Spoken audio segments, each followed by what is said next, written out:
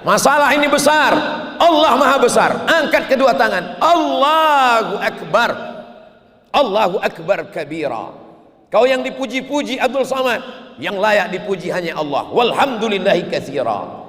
Engkau suci Abdul Samad, aku penuh dengan dosa. Yang suci hanya Allah. Wa subhanallahi bukratan wa asila. Aku tidak menghadap kepada siapapun. Aku hanya menghadap wajjahtu wajhiya lilladzi fataras samawati wal arda hanifan musliman wa ma ana minal musyrikin. Jadi satu-satunya cara adalah kembali kepada Al-Quran. Ambil wudu, setelah itu sholat sunat 2 rakaat, setelah itu buka Al-Quran. A'udzubillahi minasyaitonir rajim. Bismillahirrahmanirrahim. Yasin wal Qur'anil Hakim. Innaka laminal mursalin ala siratim mustaqim. Suaminya nanya, ngapain kamu baca Yasin terus? Persiapan untuk kamu, Pak.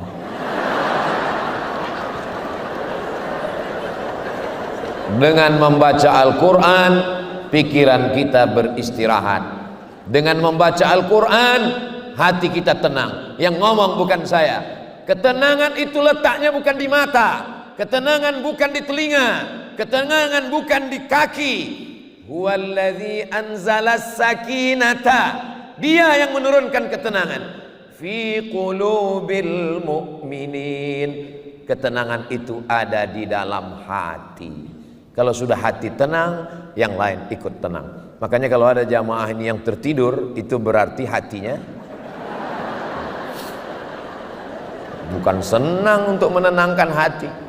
Ini sedang berkecamuk, kacau. Semua orang di Indonesia ini sekarang sedang kacau balau, berkecamuk, bingung memikirkan bagaimana nanti yang terjadi, bagaimana tentang koalisi, bagaimana kalau udah nggak menjabat lagi, macam-macam. Bagaimana menenangkannya? Maka saksikan video-video yang ada di Amazing Muharram. Jangan lupa subscribe, like, share, and comment. Apapun masalah hidupmu, ambil wudhu, buka Al-Quran. Tadi waktu saya duduk tadi, ada yang bisik ke saya,